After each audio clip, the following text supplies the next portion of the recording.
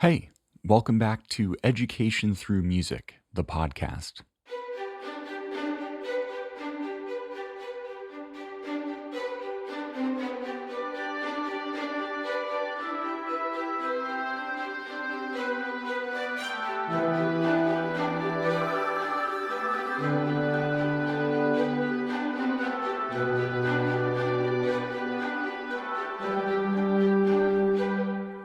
As always, I'm your host, Noah, and this is part 2 of a 2-part episode exploring what makes for great school concerts.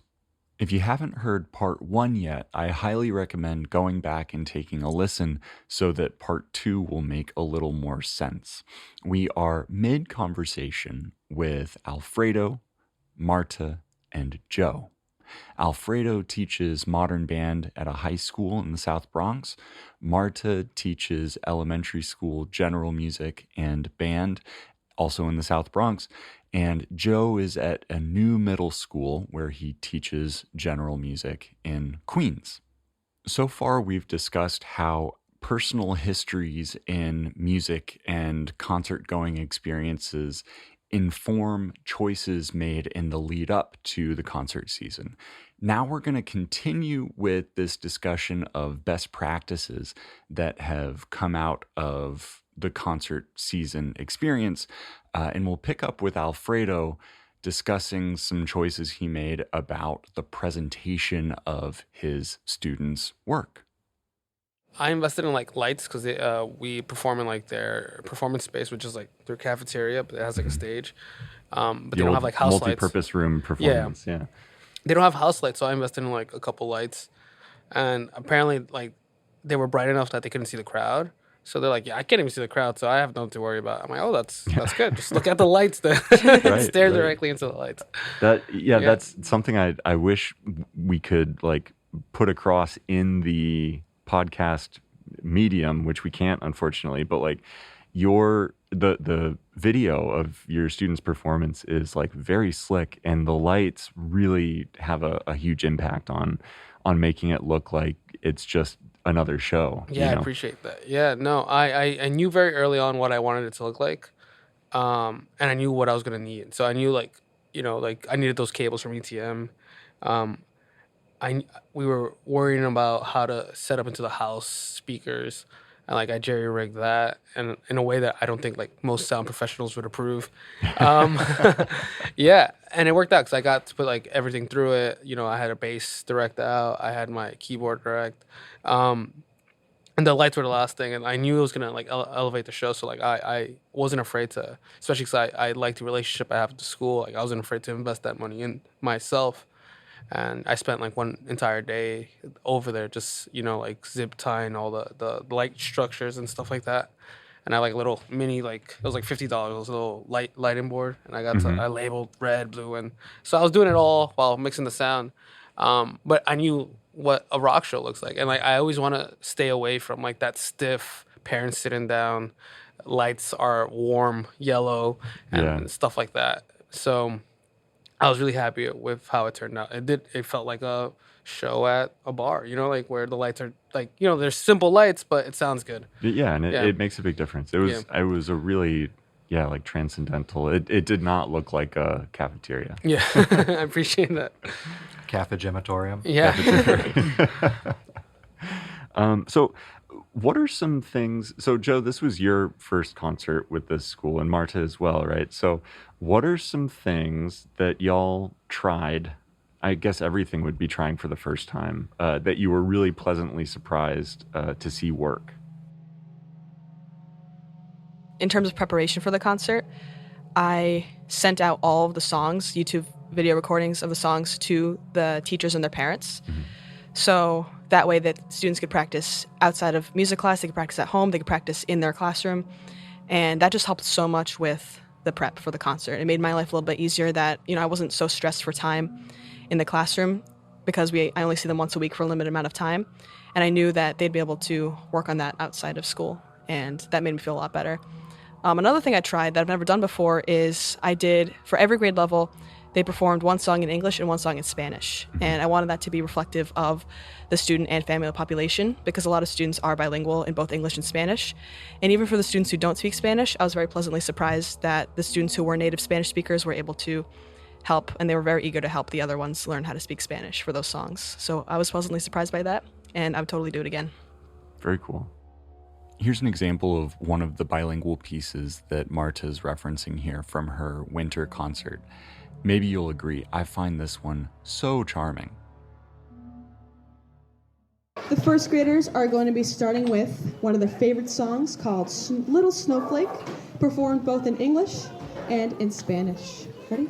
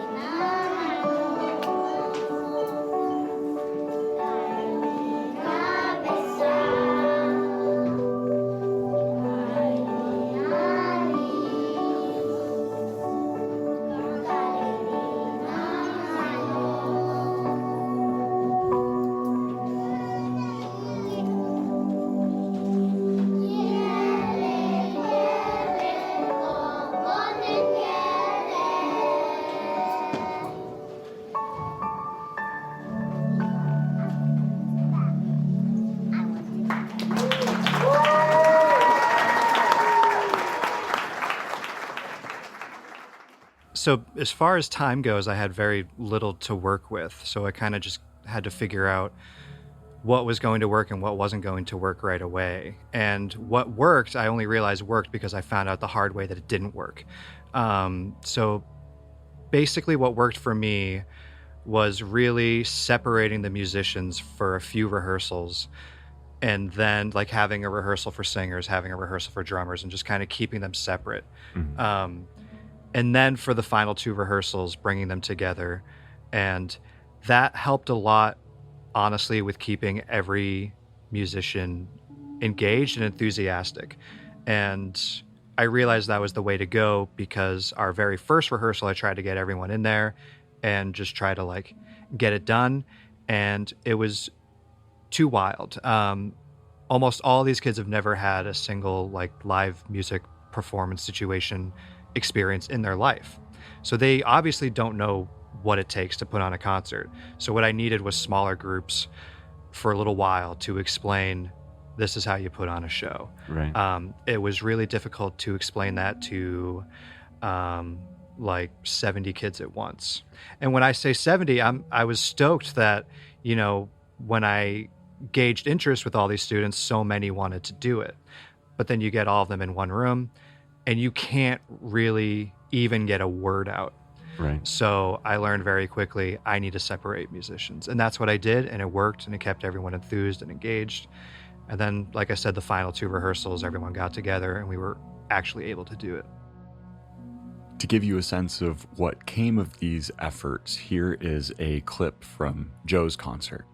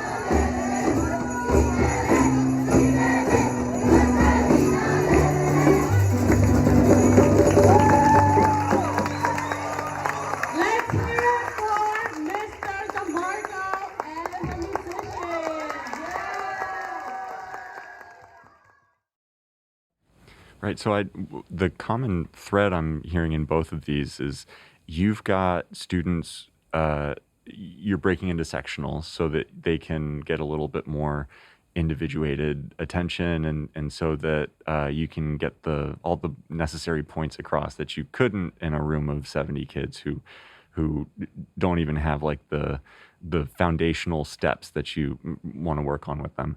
But then like Marta sending home the practice files, the YouTube videos, that's a little bit of sectional work too. I mean, it's like individual practice, but like providing for that is such an important thing for a kid who's not going to be able to get as much out of a group rehearsal as they could with a little bit of quiet, a little bit of separation, and in their own like practice space. Not that everybody's going to use it, but the students who need it are going to, and they'll have it. Yeah. No, I think that's perfect what you did. Again, my stuff is way on a smaller scale because I have maybe like 20 kids who are in my modern band, but also the age makes such a difference to where like at this point a lot of the work is automated, where they're the ones figuring out the song form, they're the ones learning their parts and looking up the chords, and I'm helping out. Again, I feel like a coach, right? Like the coach is not out there during the game. I just feel like I'm helping them out and calling the plays. That's really been helpful. My kids started playing in October, and we were lucky enough to get a grant from Notre Dame over the summer, which took forever to come in, but we eventually got functioning instruments, right? These guys were using a bass guitar with all the electronics ripped out, so they couldn't hear the bass for like a couple weeks. And in November, we finally got that stuff delivered. And luckily now we have like two of everything. So while one group's rehearsing, the other group's learning the other song, and we're mixing and matching like that. And that's we did 4 songs in December, right? For kids that have never performed as a band, and it was a big deal, They've realized the workflow, and in this month we're tackling like 10 songs, and like they're almost done with 10 songs. I'm like, this is insane, and it's because of that swapping, like subbing in, subbing out, sports coach thing I have going on. But the sectionals thing, I can't, and then just adding them together is because I have a couple seniors that are doing like a musical with the sister school, so they're not able to rehearse all the time with us.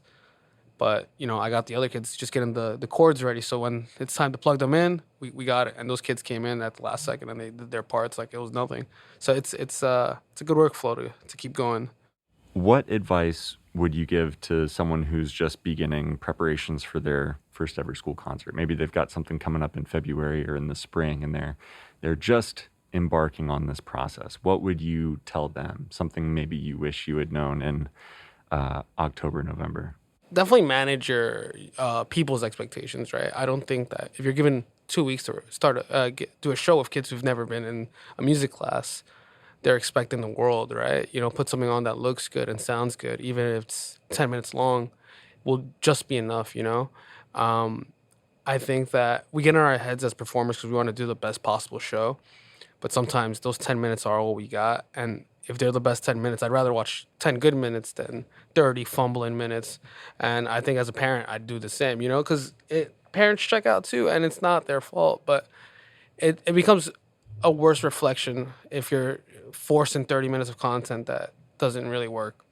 So definitely manage your expectations and use what you got, like either it's a broken bass or a mic to a keyboard, do what you got to do, but keep it realistic, definitely.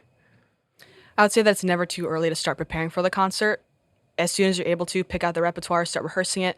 And if you do get to a point where the students know it really well and it's becoming easy for them to perform it, then add elements to make it more challenging, like add some movement, add some instruments, and that will make the performance even more interesting.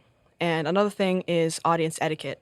I found that during the dress rehearsal, a lot of kids had never even been in an audience before.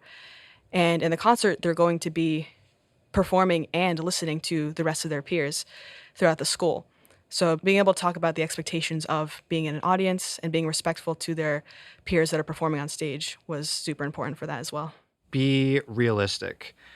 Understand how much time you actually have. If you are assigned with making sure that every single student in this school has a concert or takes part in the concert, and you have 2 weeks at a school that you're at twice a week, 15-minute lunch clubs, do a sign-up sheet.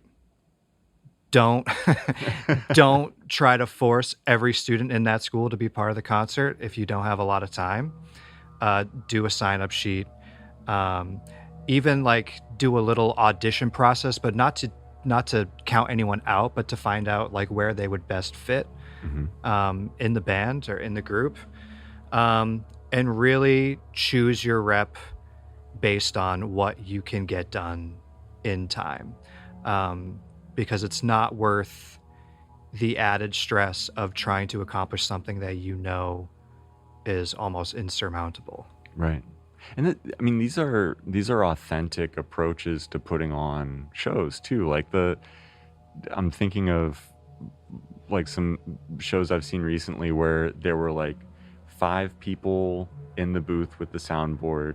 There were, I mean, it's just 5 people on stage, right? But there were all these people who were part of the making the sound happen. There are people at the door taking tickets. Like there's a lot that goes into putting on a performance. So, and the performance itself is part of the process for getting more people involved. Like if you want everybody in the school community to be involved in a concert, sometimes you have to start with a good concert. It's like a chicken or an egg situation, right? But if you aim for 100% involvement before anybody's ever seen a concert, then like the first concert that they see is going to be like, I don't know if I want to be a part of this. Yeah. So that was something I was worried about, honestly. Right. Rushing into this thing, I was like, is this gonna bomb? And now all of a sudden kids aren't going to be excited about music. Very luckily that wasn't the case. Right. I'm so glad that wasn't the case. And it went very, very well. But I definitely had some moments of like, wow, there is really not a lot of time to put this together. So figuring out how to manage the time that I had on the spot was super important. I feel like there's a hack to that. I feel like we got into music for like because we like playing, but also like that idea that someday we could be like a rock star and get into that treatment. You know, I was able to channel that energy very early on and gauge interest. I'm like, there's perks to joining this band, you know, and like the tiniest thing like makes the difference. Like they feel that rock star vibe, you know. Like in elementary school, it could be like a special name tag that they get on their desk. With my kids, I made them passes that lets them skip the lunch line, so that they could come up and practice. And they just flash their pass and they get to the front of the line, you know. That's a great idea. Yeah, another authentic measure. Yeah. Yeah, and VIP. it's they love it, you know. And like you have more and more kids early on. Like a bunch of them came just for it, and like but they stayed because they liked the hangout, you know. Yesterday, they came up with their lunch and they eat in my classroom. And we were just watching Rock Countdown, you know, on YouTube, seeing like what were the top 10 songs of the 2000s. And I was just hanging out with all the band members. We were watching rock videos. But it's that special treatment that we all wanted when we decided to be musicians that, you know, I'm trying to give to them that gets even more students, you know. And I'm starting to get more and more students. Hey, like, they get to do this. I'm like, yeah, they get to do this, you know, like. They're musicians, like they get that tiny bit of special treatment. Right. Yeah. Right. Enjoy it while it lasts. Yeah. I think that's something that's really important to keep in mind too, is that it can't be all hard work. It can't, like, nobody signs up for something that is 100% hard work and 0% benefit. Like, you have to be able to draw that line from the hard work to all of the stuff that comes after. So like getting to hang out after the show and watch YouTube and eat lunch in a classroom instead of the cafeteria. Like if that's going to do it, then like that goes up front. Like, hey, everybody, just so you know, like we've got all this cool stuff to look forward to. And there's going to be some work, but it will result in all of these great things that we like. Here's a clip of Alfredo's rock stars performing at his winter concert.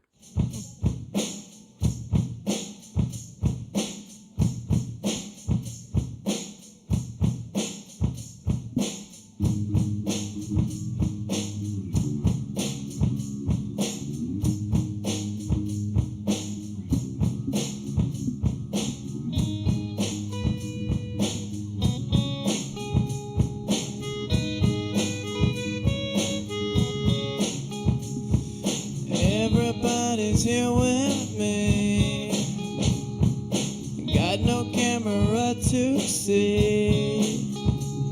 Don't think I'm all in this world. Camera won't let me roll. The button doesn't love us so. The digital won't let me go. Yeah, yeah, yeah. I'll pay, yeah, yeah. When tomorrow comes today.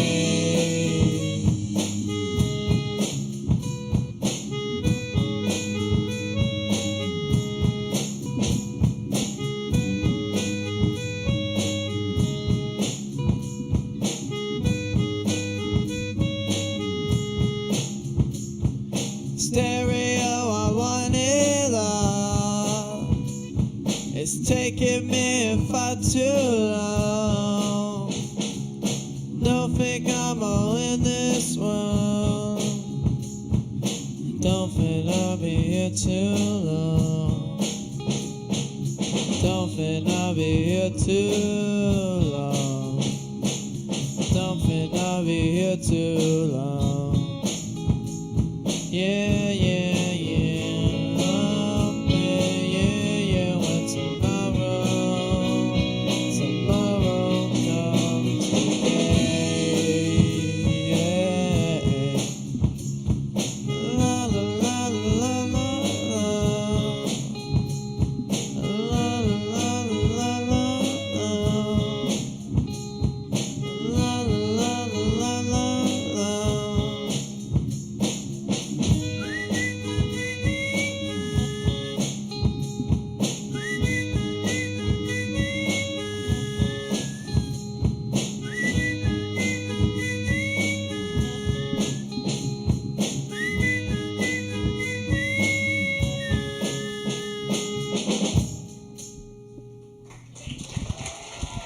Ladies and gentlemen, third performance of All Hallows Modern Band.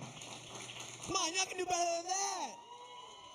Yeah, at the elementary level, when everyone is essentially required to perform, my hope is just that those kids who are a little bit more nervous or hesitant to perform are now excited about it. And now that they have that experience under their belt, they can look forward to it in the future. Yeah. And honestly, the sign-up sheet thing was actually my own principal's idea. She was kind of like, I was like, so somehow I need to get every student to do this. And she was like, find the students that want to do it. And I was like, thank you for telling me that, because that's the answer I was looking for. But that's what worked. That's what was able to keep everyone kind of engaged. Yeah, and you'll have more signups next time, Right? Because they saw a cool example. Yeah, and you can honestly see it in the kids' faces during the concert in the audience. It's a little sad that they're not out there, but it's also like, hey, look what you get to do next time. You know, right. this is You what we're get doing. to you just sign the paper. Yeah. So we're just about at time. I want to make sure I get a chance to say thank you all for being here and sharing your valuable insight with the listeners. Thank you. Thank you Thank for having you. us. Yeah. Thanks, Noah. All right. And I would be remiss if I didn't take a moment to thank you as well, dear listener, for spending this time with us. So thank you. But now I have a request. If you've been listening to the show and you find it useful or you find it entertaining, please take a moment to rate and or review the show on whatever platform you're using to listen to it. This way, the algorithm at Spotify or Apple Podcasts or wherever gets the impression that this is the kind of show that it ought to recommend to people like you. Thanks so much.